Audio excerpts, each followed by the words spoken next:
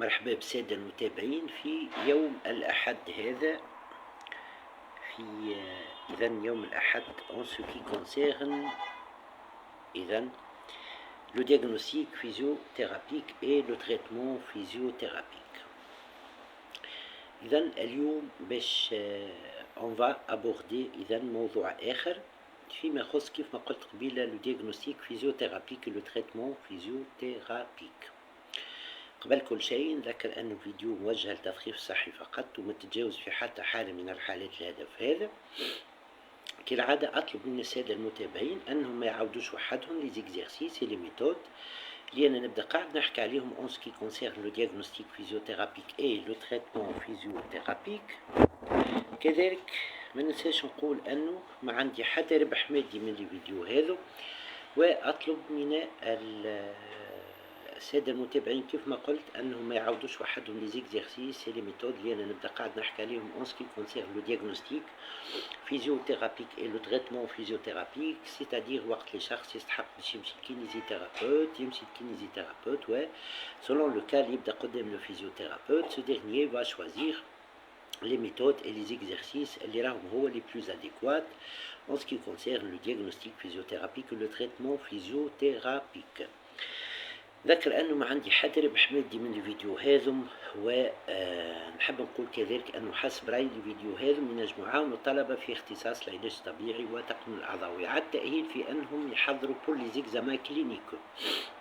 اليوم كالعادة فيديو بلين داستوس مهمين dans le diagnostic physiothérapique et dans le traitement physiothérapique، c'est-à-dire نجموا إذا نقولوا أنهم مهمين برشا.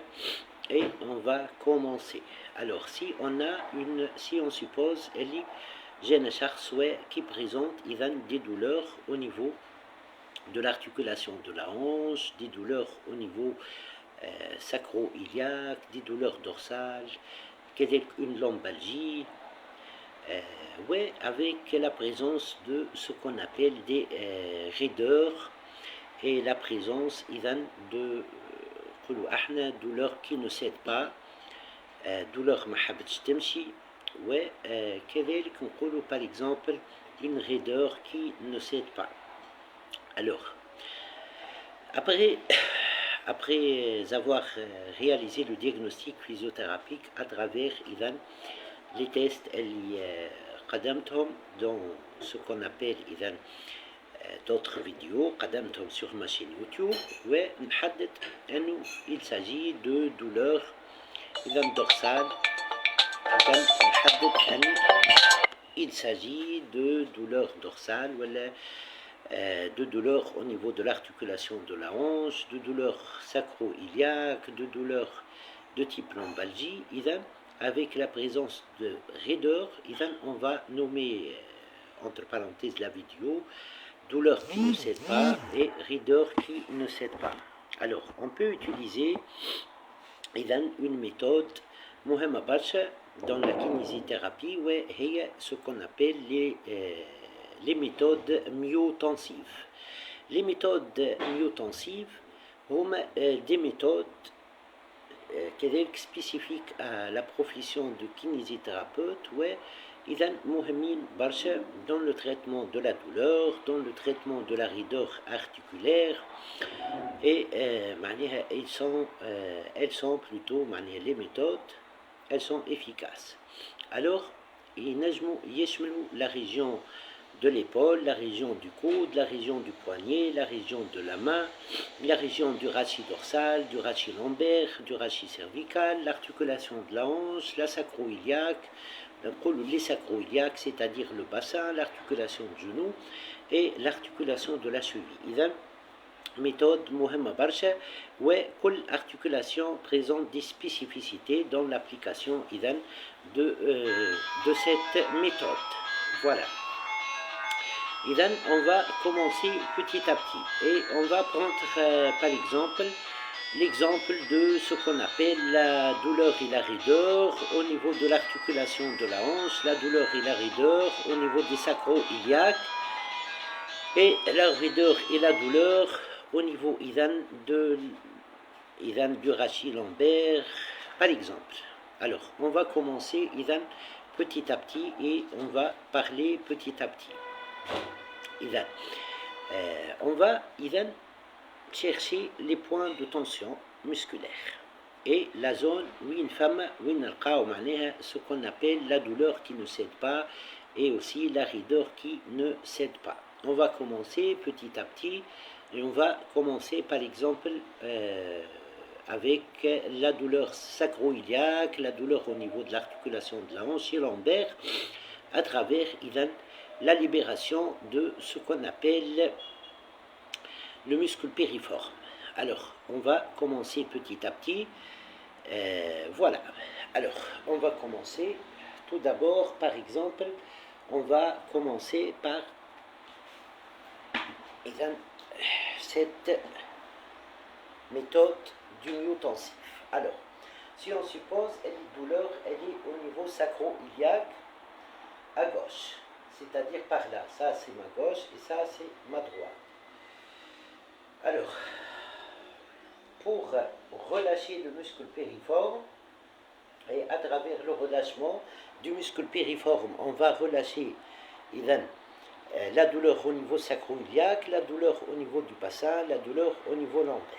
Alors, on peut commencer par cette méthode de contracter-relâcher, qui est une méthode myotensive. Voilà, on va commencer.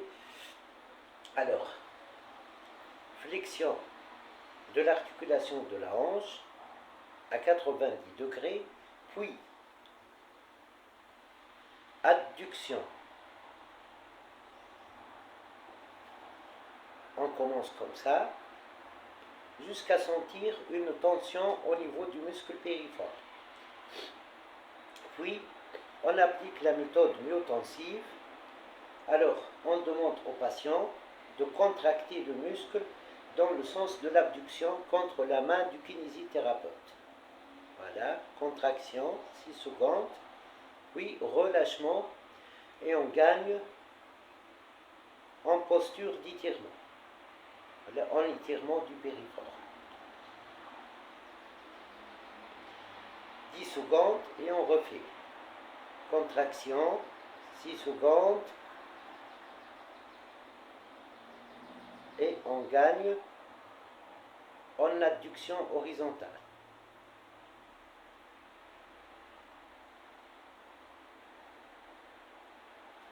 Contraction 6 secondes contre la main du kinésithérapeute et on gagne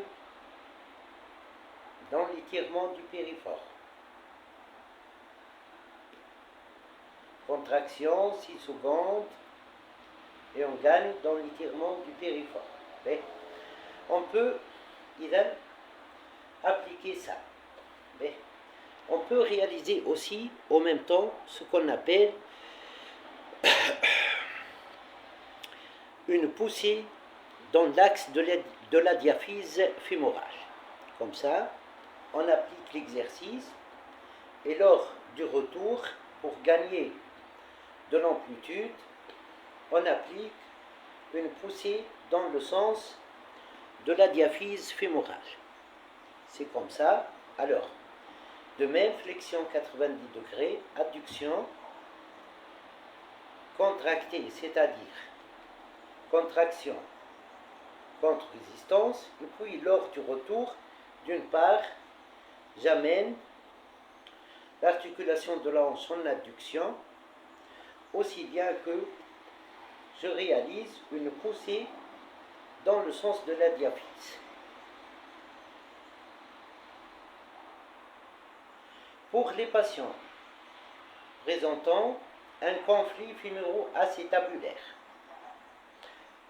il ne faut pas appliquer cette pression dans le sens de la diaphyse, puisque elle peut favoriser l'augmentation du conflit fémoro-acétabulaire. Voilà. Pour les patients présentant un conflit fémoro-acétabulaire, on ne réalise pas cette poussée comme ça. Et on se contente de faire ça. Sinon, pour les patients présentant un conflit fémuro-acétabulaire, pour relâcher le col du fémur par rapport à l'acétabulum et relâcher ainsi ce qu'on appelle le conflit fémuro-acétabulaire. Taban, femme les méthodes d'étirement du psoas-iliaque, l'activation de ce qu'on appelle les muscles extenseurs de l'articulation de la hanche, des muscles abducteurs, le renforcement des rotateurs internes principalement, l'étirement aussi des rotateurs internes, la mobilisation spécifique au niveau de l'articulation de la hanche, décompression, décoaptation, ainsi de suite, la traction au niveau de la hanche.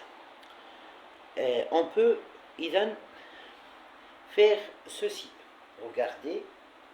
Alors, la cheville de ce côté où il y a la douleur sera au niveau du bord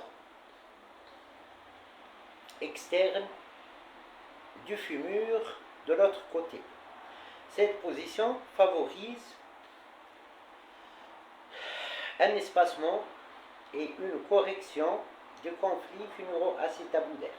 Un espacement entre le col du fémur et l'acétabulum. معناها espacement معناها juste نقصد la correction. معناها ما عادش فما un conflit fémuro-acétabulaire. On peut garder cette posture 15 minutes par exemple. Alors, on continue. وقلنا عندنا une douleur au niveau de l'articulation sacro-iliaque ولا au niveau de l'articulation de la hanche ولا au niveau de lombaire. Alors, qu'est-ce que je fais? نجم avec cette posture, surtout وقت يبدا عندي un conflit fémuro-acétabulaire ونحب je relâche le périforme sans aggraver le conflit fémuro-acétabulaire. Je garde cette posture et je réalise le contracté relâché. Alors, traction, contraction, 6 secondes, puis on gagne en posture. Contraction 6 secondes et on gagne en posture. Contraction 6 secondes et on gagne en posture. Bien. Alors, حتى لتوا نتصور قاعدين تفهموا فيا comment on va traiter la douleur au niveau de l'articulation de la hanche, au niveau de l'articulation sacro-iliaque et au niveau de la région lombaire. Bien. Ça, c'est l'une des méthodes. On va poursuivre ainsi la méthode myotensive. De même, mais au niveau du périforme. Alors, patient se met en décubitus ventral. Voilà. Je repère le point de tension. Normalement, alors, tiers moyen, là, l'épine iliaque et les dernières vertèbres lombaires, la zone au milieu, voilà, puis nahbet un tiers. Là, nalqa, ce qu'on appelle le point de tension. Okay? Je ne réalise pas de palpation à son niveau. Non, je ne réalise pas cette façon de palpation avec le pouce. Donc, juste, je réalise une extension entre 60 et 90 secondes. Le kinésithérapeute maintient l'extension entre 60 et 90 secondes d'extension de hanche. Cela, il a la position, voilà la posture entre 60 et 90 secondes favorise le relâchement du point de tension. Et c'est aussi une méthode myotensive pour le périforme. On va aller à ce qu'on appelle le muscle psoas-iliaque. Alors, pour le muscle psoas-iliaque, on va appliquer de même ce qu'on appelle les contractés relâchés. On va appliquer la méthode myotensive. Patient en décubitus dorsal, si on suppose qu'il y a des douleurs antérieures au niveau du pli de l'aine, ou au niveau du tendon du psoas-iliaque tahdid, alors là, on amène l'autre articulation de hanche en flexion maximale, et pour l'autre côté où il y a la douleur, le patient va poussé par le fémur, le creux poplité et le talon sur ce qu'on appelle la table d'examen. Voilà, ça c'est une façon d'étirement du psoas-iliaque, mais pour appliquer ce qu'on appelle la méthode myotensive, ici le kinésithérapeute par sa main au niveau du tiers inférieur du fémur et demande au patient de maintenir la posture de flexion de l'autre côté, voilà, flexion maximale, et de ce côté, il demande une contraction du psoas-iliaque contre sa main placée au niveau du tiers inférieur du fémur. 6 secondes, et puis il majeure l'extension. On a contraction, 6 secondes, il majeure l'extension. Najm, au bord de la table d'examen, le patient du cubitus dorsal, mais avec les genoux en dehors de la table d'examen, les talons ne touchent pas le sol, et il réalise تصوروني en du cubitus dorsal l'espace نتاع اذا الفوتوي ما هوش كبير en tout cas بالنسبه لتوا mais تصوروني en du cubitus dorsal. Alors c'est comme ça, genou لبرا من table d'examen, flexion de ce côté et extension de l'autre côté. Et puis de même avec une main au niveau du tiers inférieur du fémur, la main du kinésithérapeute placée à ce niveau, il demande une contraction du psoas-iliaque, puis il majeure l'extension. Voilà, et il majeure la contraction, contraction, contraction, puis il majeure l'extension. Mais, autre variante pour le travail myotensif du psoas-iliaque, alors c'est la même chose, mais cette fois-ci, on va voir si la rotation interne du genou, de la hanche, ou la rotation externe de la hanche favorise une augmentation idéale de quoi? Une augmentation de la sensation de tension au niveau du psoas-iliaque pour le relâcher là. Alors, regardez, la même chose, flexion de hanche de ce côté. De l'autre côté, le patient qui fait le genou pendante, sans avoir d'appui par le talon sur le sol, le kinésithérapeute, il évalue, qu'est-ce qu'il fait?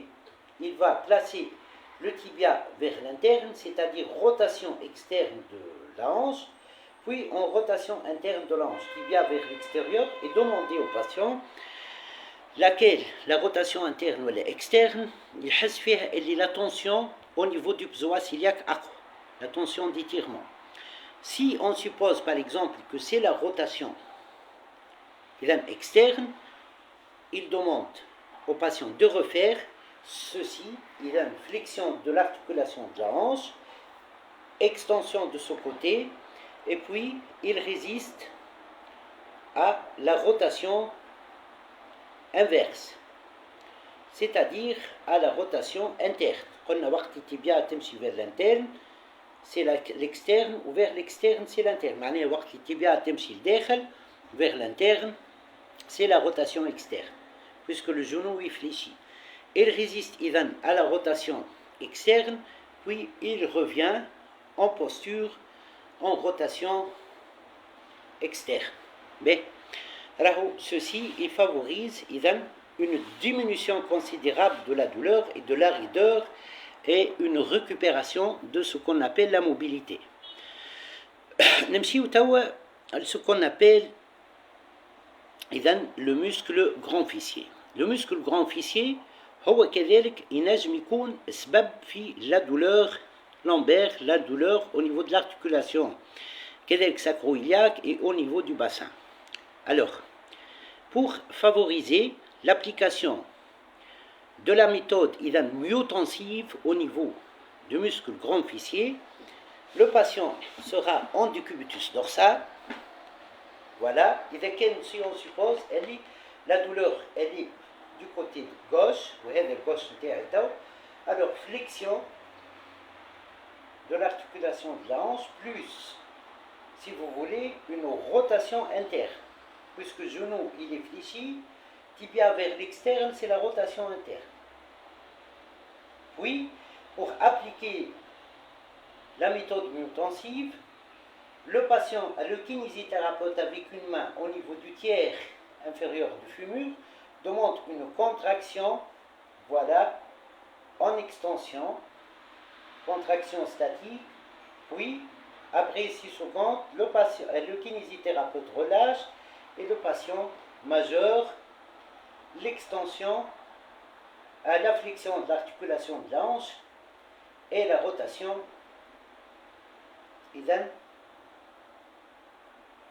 interne. Voilà. هذا pour le muscle grand fessier. Ben, on va aller à ce qu'on appelle le muscle tenseur du fascia lata et le muscle moyen fessier. Il y a des douleurs au niveau de l'articulation de la hanche, des douleurs sacro-iliaques et des douleurs du bassin, ouais, qui sont en rapport avec des tensions musculaires au niveau du muscle TFL, tenseur du fascia lata, à ce niveau. Et à partir maison du grand trochanter, le condyle fémoral externe, ou au niveau du muscle moyen fessier, au niveau du grand trochanter. Voilà. Alors, on peut appliquer ce qu'on appelle la méthode myotensive pour relâcher cette douleur. Et pour ceci, qu'est-ce qu'on va faire? Voilà. Là, c'est entre parenthèses, c'est la zone du moyen fessier, le grand trochanter. Là, le moyen fessier s'insère là. Et tout ça, c'est là le muscle TFL, le tenseur du fascia lata. Mais, alors, si la douleur, elle est du côté gauche, alors, extension, cercle télé, adduction, cercle d'air, et le patient place, ce qu'on appelle la cheville le plus loin possible. Voilà, ça, c'est intéressant. Puis, qu'est-ce qu'il va faire? Il réalise une inclinaison contralatérale, et là, il met en tension le moyen fessier et le tenseur du fascia lata. Puis, qu'est-ce qu'il va faire pour appliquer la méthode myotensive? Il demande au patient de réaliser le mouvement contre sa main, le mouvement contraire. Voilà, donc 6 secondes, puis le patient relâche. Alors, pour appliquer la méthode myotensive, le patient, qu'est-ce qu'il va faire? Alors, ici, le kinésithérapeute, avec sa main,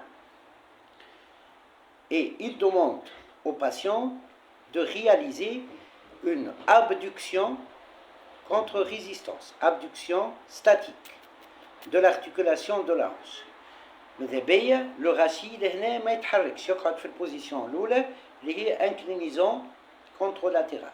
إذا abduction, c'est une contraction statique du moyen fessier et du TFL, puis il majeure, il relâche et le patient majeure l'adduction vers l'interne et l'inclinaison.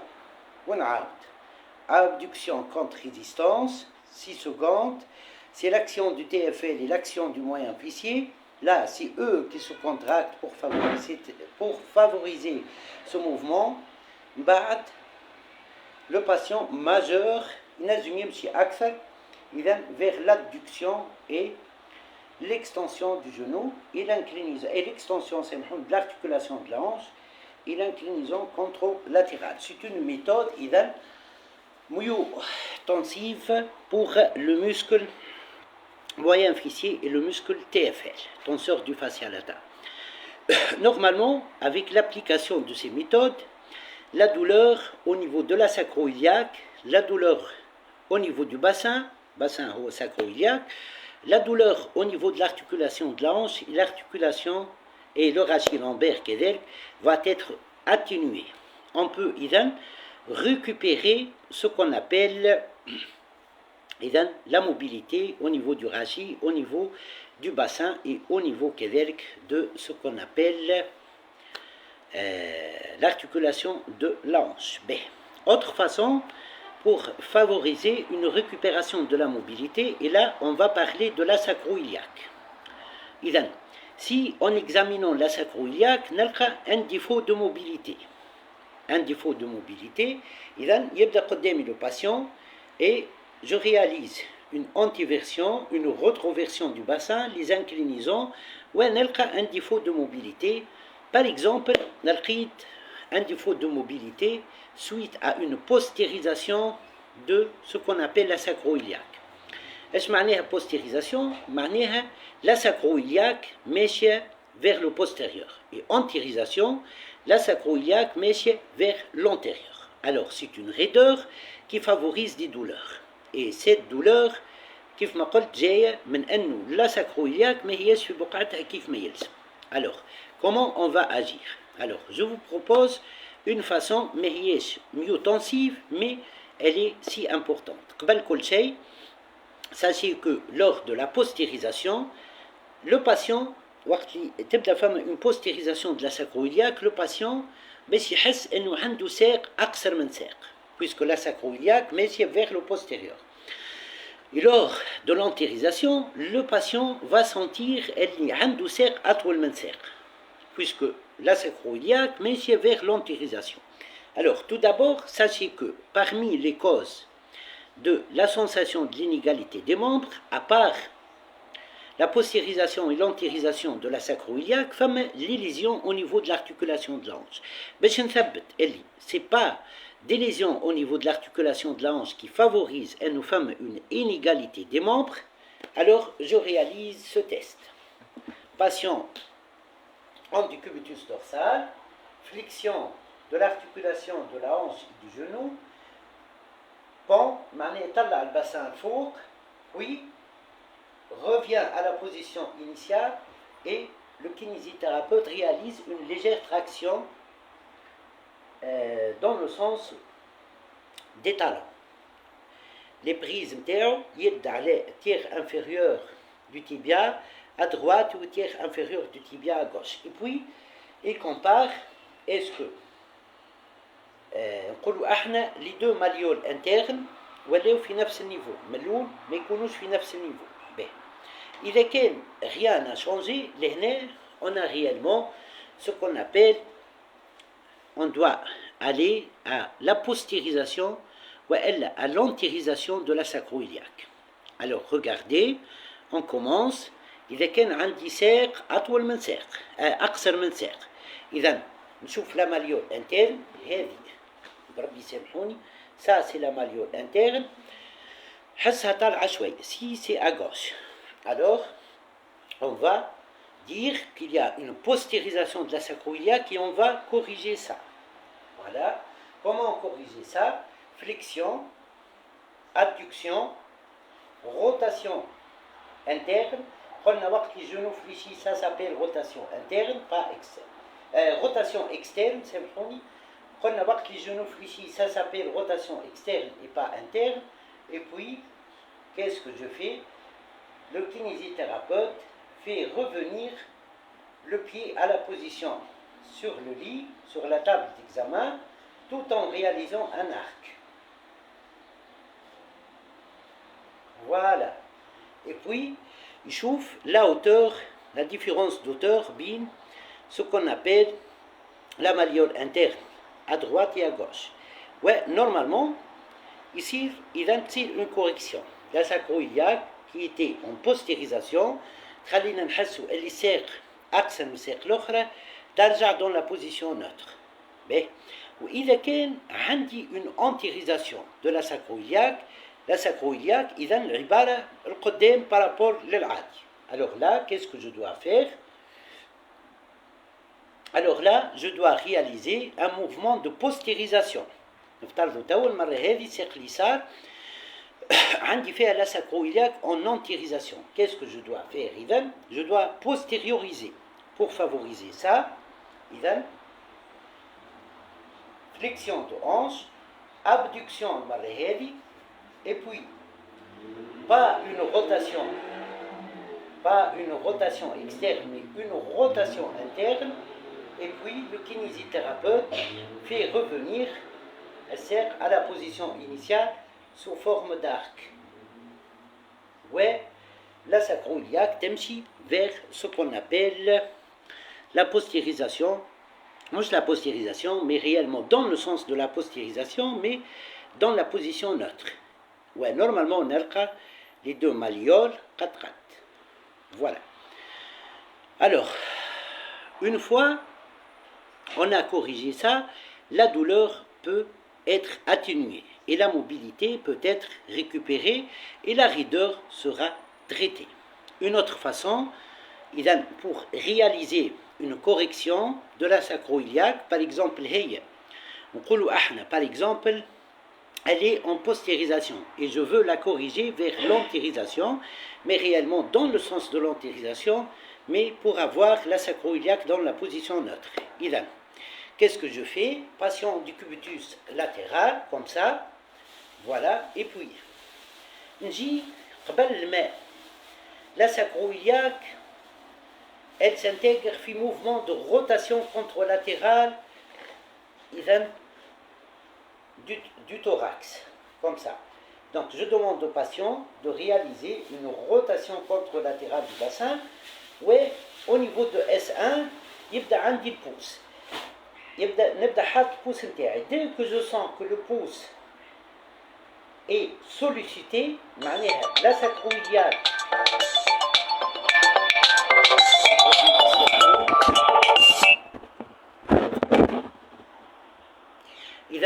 la sacro-iliaque elle est recrutée dans la rotation, là j'arrête la rotation et نتسمى عملت un verrouillage du segment اللي قبل la sacro-iliaque. Voilà, et puis donc rotation كيف ما قلت contralatérale, et puis la main du kinésithérapeute au niveau de la sacro-iliaque du côté où je veux réaliser la correction, et elle pousse doucement vers l'antérisation, tout en suivant l'alignement des sacro-iliaques à droite et à gauche, jusqu'à la correction. Cela favorise aussi une correction de la sacro-iliaque, un traitement de la raideur, un traitement de la douleur, et donc, quel que soit, c'est donc une meilleure mobilité. إن شاء الله عجبتكم الفيديو هذه. إذا بيانتو نوصلوا ل 200 فيديو. حكيت في لي فيديو السابقين على ما يقارب 600 pathologies en ce qui concerne le diagnostic physiothérapique et le traitement physiothérapique. كيف ما وعدت باش نوصل نصل ل 200 فيديو وجاريت شويه سي فاتيغون كيف ما تعرفوا. إذا سا دوموند دو طون، والحقيقة كيف ما تعرفوا حكيت قبل راني لا نقرا ورقة لا نشوف جوجل لا نشوف دوتر فيديو. إذا كله من تجربتي في العلمية في مجال العلاج الطبيعي، وكل تجربة تمتد على ما يقارب 25 سنة. نشكر العديد من أخصائيات العلاج الطبيعي والعديد من أخصائي العلاج الطبيعي qui adoptent des protocoles de diagnostic physiothérapique et de traitement physiothérapique قدمتهم dans des vidéos parmi les vidéos اللي قاعد نقدم فيهم هذم. Et puis نذكر كيف العادة أني أطلب من السادة المتابعين أنهم ما يعاودوش وحدهم لي زيكزارسيس لي ميثود اللي أنا نبدأ قاعد نقدم فيهم. ووقت اللي شخص يستحق باش يمشي كينيزيثيرابوت يمشي كينيزيثيرابوت، وسولون لو كال يبدا قدام لو فيزيوثيرابوت. سو ديرنيي va choisir les méthodes et les exercices اللي راهم هو les plus adéquats en ce qui concerne le diagnostic physiothérapique et le traitement physiothérapique. Alors la méthode myotensive, elle est si importante dans le traitement de raideur qui ne cède pas, dans le traitement de douleur qui ne cède pas, et dans le traitement de mobilité qui ne parvient pas à être récupéré. Voilà une des méthodes kinésithérapiques. Là, on a parlé du niveau bassin, niveau articulation de la hanche, niveau lombaire. وراهو la méthode myotensive تمتد l'articulation de l'épaule et les autres articulations. شكرا للسادة المتابعين الكل، أصدقائي وكل مرحبا بهم، يعطيهم الصحة على المتابعة. إذا شوية آخر تلقاو الفيديو sur ma chaîne YouTube، puis elle sera repartagée sur ma page Facebook. مرحبا بكم وبقيت يوم ممتع. مرحبا بكم وشكرا على المتابعة. مرحبا.